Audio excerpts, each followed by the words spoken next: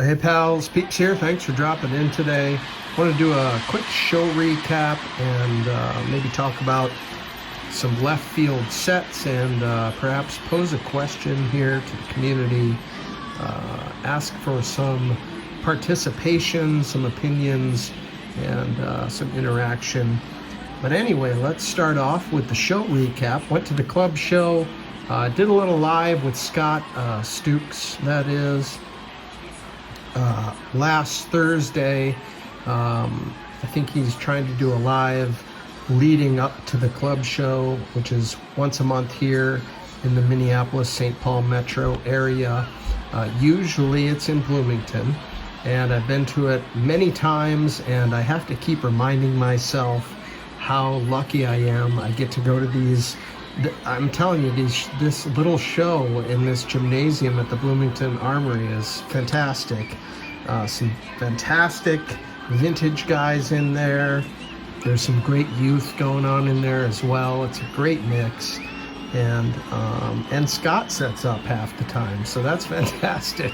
I mean, I get to go see Scott, and he's bringing some heat in his case.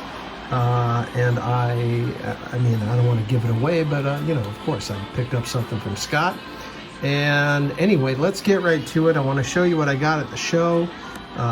Again, the club show, it's been going on 51 years running, and it's got a great history, and I'm just stoked that it happens right here in my neighborhood. Not really in my neighborhood, but close enough. All right, well, you may have noticed the background has changed a little bit. I'm going to keep the bobblehead going for these videos. Got the DiMaggio's matchbook, which I got at a Bloomington or a club show that took place at the Armory. Got the R2-D2 Pez dispenser. And there's something else up there that I'm not going to mention just yet. All right, on to the pickups. You might think there'd be a lot of vintage hockey at a show like this, but there really wasn't. I mean, there were little bits here and there, and I think I found most of those nooks and crannies because I'm always looking to fill out my Stars binder, North Stars that is. Let's not be confused. Anyhow, picked up this 72-73 Topps Blue Nanny. Didn't have this one. I will show off that North Stars binder soon. Actually, let me just show it off right now. I don't know what I'm waiting for. There's no time like the present. Here it is. It's a cheap Ultra Pro sort of Z-Folio-like binder, although it doesn't have the zipper. But this is my Stars binder. Let's see is it even possible to show you right here and now. I'm tired of waiting. Cannonball! Here we go. So this is going to have, I'm hoping to get close to the team set for every single year of the North Stars existence. And here you go. They're the first ones. You get the idea.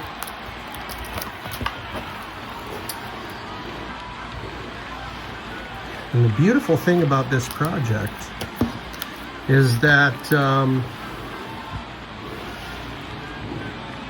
there's no mega stars, super mega stars. Is that what we're calling them?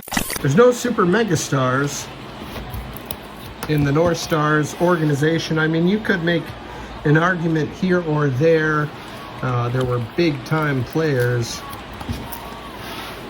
but the hobby doesn't seem to think it's such a big deal with some of these guys. You get the idea.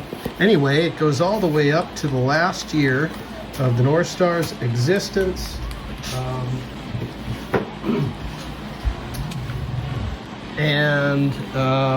You know, maybe at some point I'll get a better camera angle and flip through that binder. So there you have it. I got a Blue Nanny, which I didn't have, and it's a nice looking copy. The color is beautiful, and it's perfect for the binder, and it was just a couple bucks. All right, I picked up a couple things from Scott, and here is sort of the meat and potatoes of the day. 77 exhibits, Satchel Paige, graded in a beautiful SGC 5.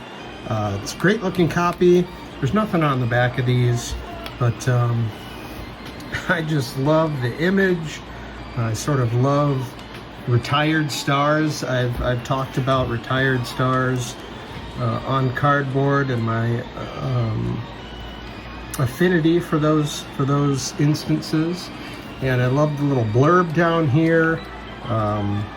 Just the look and feel of these exhibits is great, and you can find them on a budget. So anyway, Satchel Paige being an incredible, influential player, a bridge player, a Hall of Famer, it all came together, and this is my first 77 exhibits card. So a first for the left field sets. Problem is, now I gotta find another one. All right, the next pickup from Scott's Table, just two things from Scott's Table, and that's been staring at you right in the eyeball, or Super Bowl, something like that. It's sitting right over here. It's a Harmon Killebrew Super Bowl. I don't even know if the camera can focus on that. Anyway, the killer's in there on this beautifully yellowed Super Bowl that I think maybe came out of a vending machine. I think Scott knows a little more, and now I'm forgetting. I'm already forgetting. But it's so weird, I just had to go for it. And of course, Harmon Killebrew is a great figure to sort of hunt for, if you will, if you're looking for one of these Super Bowls. It does say Minnesota Twins, Harmon Killebrew. What does it say? Infield? 8033. So there you have it, a Harmon Killebrew Super Bowl. I think Scott said it was like Chemco or something, but I don't really remember, but it was just such a weird thing. It just fits right in over here. All right, last but not least, I wanted to show off a couple of cards that are much more modern when it comes to left field sets or left field objects. By the way, that Super Bowl is part of like an entire team set, I believe. It's not just Harmon Killebrew, it's like the entire Twins team, if I'm not mistaken. Or there's like, I think Scott told me there's at least a dozen of those. But I digress. What I'm getting at is, I was interested to talk about or get your opinion on what's a more modern left field set. Now, of course, you have all the unlicensed food issues of the 90s, but when we get into the 2000s, what can we really look to? A lot of it'll probably be unlicensed indeed, but some of it is licensed and interesting, and I want to show off a couple of things in that regard. And they also revolve around a huge season, which you know I am very much in line with in terms of the way I collect. So I've got a couple of cards here I haven't shown before. Two of them, I don't know, maybe they'd be considered left field sets that were after 2000. Again, I'd love to hear your opinion, and maybe come up with a little list of sort of out-of-the-box sets, perhaps not licensed, not top sets per se, or perhaps they're foreign issues through Tops or another card company, of course. Anyway, I'm yammering on here, and what I mean to do is just show a card, 3 cards. First one's going to be my 2002 Topps Ichiro, card number 225. Now this is a card I had for years and years raw, and it was part of an early, I wouldn't say my earliest PSA submission, but this was an earlier PSA submission, probably 2018 or something like that. It came back at 10. How do you like that? This is a tough set, actually, with the gold borders. Not exactly easy to get a 10 on a card, and being the rookie cup card for Ichiro, and also showing the amazing season that Ichiro had that not only won him Rookie of the Year, but also MVP. That had not been done since Freddie Lynn in 1975. And I'm not sure it's been done since. Anyhow, Rookie of the Year and MVP, huge season that this card is attached to in my mind anyways. And I happened to get a 10. That was dumb luck. All right, so this one was acquired probably 4 months ago or so, inspired by our pal Dean over at West 238th Street. Fantastic channel. Love the vibe over there. It's just right in my wheelhouse. I love it. And Dean showed a really cool card, and it was a parallel or a foreign issue set that I wasn't aware of. And it had me on the lookout for Ichiro cards, frankly. This is a 2002 Topps Kanebo, which is a Japanese issue, from what I understand. I don't know a lot about these, but they existed for a couple years. So, Series 1 Ichiro, it is the Rookie Cup card. There are subtle differences. On the standard Topps issue, Ichiro here is in foil, and it says 2002 Topps printed in white, right on top here. On the Kanebo Japanese issue, Ichiro is printed in yellow, and it does not say 2002 Topps up here.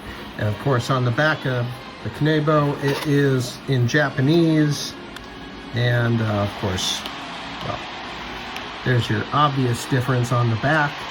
But man, I was super pumped to land this one. It was not that expensive, and it just seems like it was the only one I could find. I'm sure they exist in raw form, but for the price, this PSA 9 was perfect. And last but not least, I went to the season itself to poke around and see what other kind of issues might have existed for Ichiro. And I came upon the Keebler, the 2001 Keebler Mariners Ichiro rookie card. Absolutely fantastic. I went on to find the Barry Bonds, because 2001 was obviously a massive season for Barry Bonds as well. Found that, and it's currently in COMC jail. This is a bummer, man. That's a bummer. But I digress. We're talking about this 2001 Keebler Mariners Ichiro Suzuki, which I think is a hidden gem. Here's the back. You got your Keebler elf down in the corner. It says 5 of 28. So, to be honest with you, I don't know all 28 cards. I certainly haven't seen them all. But I just love this as a partner for my other, well, as an additional rookie card. And, of course, probably the greatest season of Ichiro's career. I mean, that could be debated, but, winning the Rookie of the Year and the MVP, that's not too bad. That's what I'm talking about. So there you have it. Thanks for sticking around with me. A little show recap and some left field sets. Anyway, let me know what you guys are thinking in terms of modern day left field sets and what makes it a left field set. Perhaps it's the size of the card itself, or the producer of the card, or the format. Let me know what you might consider to be a left field set nowadays. Anyway, thanks for spending some time over here. I really appreciate you, and we'll see you next time. Peace.